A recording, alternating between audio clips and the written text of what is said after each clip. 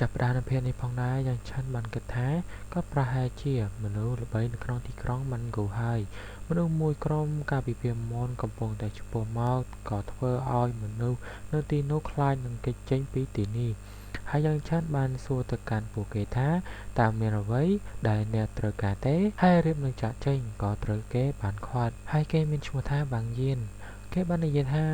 គេបានឮថាមានអ្នកដែលមានកម្រិតព្រលឹងតើជាគ្រូពេទ្យចៃដន្យបងប្អូនជីដូនមួយរបស់ខ្ញុំឈ្មោះវ៉ាងឈីក៏មានព្រលឹងជាគ្រូពេទ្យដែរប៉ុន្តែគាត់មានកម្រិតខ្ពស់ជាងយ៉ាងឆិនហើយគេក៏បានក្លាយជាសិស្សរបស់លោកគ្រូម៉ៅមីងគាត់គិតថាយ៉ាងឆិននឹងអាចធ្វើបានតាមយ៉ាងឈីយ៉ាងឆាន់បានគិតថាគាត់ក៏បានធ្លាប់ឮពីលោកគ្រូម៉ៅមីងដែរពីមុនគាត់ត្រូវបានគេស្គាល់ថាជាកំពូលអ្នកពូកែខាងគីមីសាស្ត្រនៅក្នុងទីក្រុងម៉ាន់ហ្គូនេះចាប់តាំងពីគាត់បានយកវ៉ាងឈីធ្វើជាសិស្សបង្ហាញថាទំនាក់ទំនងជិតស្និទ្ធជាមួយគ្រួសារវ៉ាងពិតជាស៊ីជម្រៅហើយបុរសម្នាក់ក៏ក្រហមបន្តិចដែលគេមានឈ្មោះថាវ៉ាងឈីនោះឯងយ៉ាងឆិនមិនចាប់អារម្មណ៍ហើយក៏រៀបចាកចេញទៅប៉ុន្តែក៏ត្រូវបានគេខត់ដោយគេបានសួរមកកាន់យ៉ាងឆិនថាបានមើលងាយលោកគ្រូរបស់គេមែនទេយ៉ាងឆិនក៏បានបដិសេធដោយគាត់គឺកំពុងតែមើលងាយទៅលើគេវិញនោះទេ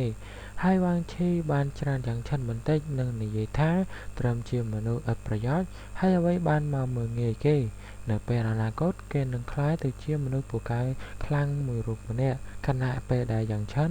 នឹងនៅតែគ្មានតម្លៃជារៀងរហូតស្របគ្នាក៏មានសម្លេងបានសួរទៅកាន់វ៉ាងឈីថាតើមានរឿងអ្វីកើតឡើងដោយគេក៏មកពីត្រកូលយ៉ាងជាមួយនឹងយ៉ាងឆិនផងដែរគឺយ៉ាងឈិងហៃនិងឈ្មោះរបស់គេគឺមានឈ្មោះថាយ៉ាងសឹងយ៉ាងឆិនក៏បានគិតទៀតដោយគាត់ក៏បានឮថាបុរសម្នាក់នេះមានទេពកោសល្យបន្តិចបន្តួចផងដែរហើយគេក៏បានសួរទៅកាន់យ៉ាងឆិនថា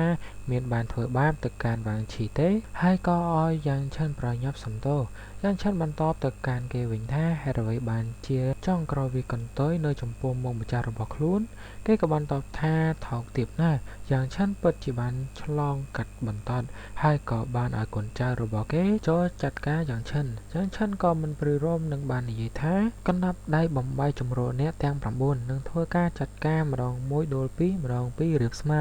នឹងបានដកថយទៅវិញយ៉ាងសឹងក៏ភ័យនឹងហៅទៅកាន់វ៉ាងឈីនិងវ៉ាងយៀននឹងឲ្យមនុស្សទៅចាត់ការយ៉ាងឆិនបន្តវ៉ាងយៀនក៏ដូចប្រាថ្នានឹងបានបញ្ជាឲ្យកូនចៅទៅបន្តត្រឹមតែមួយផ្លេតយ៉ាងឆិនដាក់ឲ្យពួកគេដេកបានយ៉ាងល្អ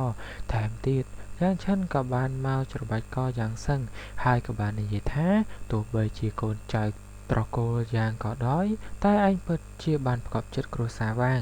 ដោយវាប្រហារមនុស្សក្នុងគ្រួសារខ្លួនបើមាននរណាដូចឯងក្នុងគ្រួសារយ៉ាងពិតជាអាម៉ាស់ខ្លាំងណាស់នឹងបានក្រវ៉ាត់គេទៅម្ខាងស្របគ្នាក៏មានបុរសម្នាក់ជិះសេះយ៉ាងលឿននិងប្រញាប់មកលើកយ៉ាងសឹងដោយគេមានឈ្មោះថាយ៉ាងឈិងស៊ីដែលជាពូរបស់យ៉ាងសឹងហើយគេក៏បានឲ្យពូរបស់ខ្លួនផ្ដល់មេរៀនទៅកាន់យ៉ាងឆិនគេឈួតហើយគេបានបាត់បង់ការគ្រប់គ្រងក្នុងអំឡុងពេលហ្វឹកហាត់និងវាប្រហារគ្រប់គ្នាដែលបានឃើញយ៉ាងឆិនក៏សើចនឹងបាននិយាយថាគាត់បានបាត់ការគ្រប់គ្រងក្នុងពេលហ្វឹកហាត់មែនទេមនុស្សអាក្រក់ប្រកាសជាឆាបចាក់ជនរងគ្រោះពូរបស់យ៉ាងសឹងក៏បានឈានមកមុខនិងបាននិយាយថាការហ្វឹកហាត់របស់យ៉ាងឆិនប្រកាសជាមានអ្វីខុសប្រក្រតីហើយនិងបានបញ្ចេញនូវធម៌ពលរបស់គេឡើងនិងបានបន្តថានឹងយកយ៉ាងឆិនទៅពិនិត្យយ៉ាងឆិនក៏បានតបថាស្មានថាជាការពិតដែលមានមនុស្សមិនច្រើននៅក្នុងគ្រួសារយ៉ាងដែលមើលមកកាន់គាត់ដោយពេញចិត្តអ្នកគ្រប់គ្នាគិតថាគាត់ងាយស្រួលចាត់ការមែនទេហើយអ្នកទាំងពីរក៏បានប្រយុទ្ធគ្នាកណ្ដាប់ដៃទល់នឹងកណ្ដាប់ដៃហើយអ្នកទាំងពីរក៏ខ្ទាតមករៀងខ្លួនហើយគេក៏បានគិតថាតើវាអាចទៅរួចដោយរបៀបណាដោយថារពលខ្លាំងបែបនេះតែយ៉ាងឆិនមាននៅកម្រិតទី9នៃវគ្គបណ្ដុះបណ្ដាលរាងកាយឬមួយយ៉ាងឆិនបានបំបីដំណាក់កាលនៃការកកឈាមហើយមែនទេយ៉ាងឆិនឃើញអាការល្អក៏បានប្រើនៅបច្ចេកទេសលេបយកនៅព្រលឹងនិងស្ទុះទៅវាយគេមួយកណ្ដាប់ដៃនិងធ្វើឲ្យខ្ទាតយ៉ាងឆ្ងាយហើយគេក៏បាននិយាយថាតើយ៉ាងឆិនចង់បះបោរមែនទេយ៉ាងឆិនបាននិយាយថាគាត់ពិតជាមិនយល់ថាហេតុអ្វីបានជាមនុស្សដូចនេះតែងតែចូលចិត្តការឆ្លោះប្រកែកគ្នាវាដោយសារតែបុគ្គលដែលមានទស្សនៈខ្លីគេក៏ថាកុំអួតពេក គេជាចាស់ទុំរបស់ឯងកុំគិតថាឯងចង់ធ្វើអ្វីក៏ស្រេចចិត្តដោយសារតែឯងជាចៅប្រុសរបស់បុព្វបុរសហើយគេក៏បានបន្តទៀតថាការបោះឆ្នោតអាជីកាវឆាប់ៗនេះវាកើតឡើងរៀងរាល់ឆ្នាំម្ដងហើយជីតារបស់ឯងគួរតែចូលនិវត្តន៍នៅពេលនោះបើគ្មានការការពារពីជីតារបស់ឯងតើឯងនៅក្រអឺតក្រទមបែបនេះទេហើយគេក៏បានប្រើនៅយុទ្ធសាស្ត្រនិងបានសម្រុកចូលដោយយ៉ាងឆិនកំពុងតែគិតពីរឿងនេះក៏ភ្លេចខ្លួនបានធ្វើឲ្យគេបានចាប់យ៉ាងឆិននឹងផ្ដួលដោយគេបាននិយាយថានឹងធ្វើឲ្យយ៉ាងឆិនពិការនៅថ្ងៃនេះនិងបញ្ចេញនូវសត្វវិញ្ញាណរបស់គេឡើងដែលជាសត្វក្របីនិងបំរុងវាយ៉ាងឆិនស្របគ្នាក៏មានពន្លឺនៅថ្ងៃយ៉ាងឆិននៅក្នុងសមុទ្រព្រលឹងរបស់គាត់ណែវិញសត្វវិញ្ញាណក៏ត្រូវកំពីស្រូបចូលបាត់នៅខាងក្រៅពូរបស់យ៉ាងសឹងបានបាត់បង់ការគ្រប់គ្រងតម្រូវឲ្យយ៉ាងឆិនព្យាយាមចាប់ឲ្យជាប់មួយសន្ទុះក្រោយមកក៏ស្ងប់ស្ងាត់ហើយគេក៏បានសួរយ៉ាងឆិនថាបានធ្វើអ្វីដាក់លើគាត់យ៉ាងឆិនក៏ប្រាយនៅយុទ្ធសាស្ត្រទៅលើថ្ងាសរបស់គេបរិសម្នាក់ទៀតក៏បានឲ្យយ៉ាងឆិនឈប់ស្រុកគ្នាសត្វវិញ្ញាណរបស់គេក៏បានលេចឡើងនិងបានចូលទៅក្នុងខ្លួនយ៉ាងឆិនពូយ៉ាងសឹងក៏ត្រូវសន្លប់បរិសម្នាក់ដែលឲ្យយ៉ាងឆិនបញ្ឈប់អំបញ្ញមិញក៏បានមកទ្រដោយគេមានឈ្មោះថាឆឹងងាងដោយគេបានសួរទៅកាន់យ៉ាងឆិនថាតើបានធ្វើអ្វីខ្លះទៅលើលោកម្ចាស់ឈីងស៊ី